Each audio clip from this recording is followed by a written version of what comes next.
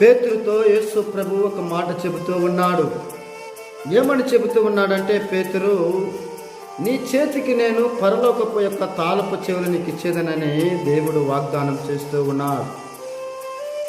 ఎందుకు వాగ్దానం చేస్తూ ఉన్నాడంటే, పేతురు దేవునితో కూడా సహవాసం చేస్తూ ఉన్నాడు.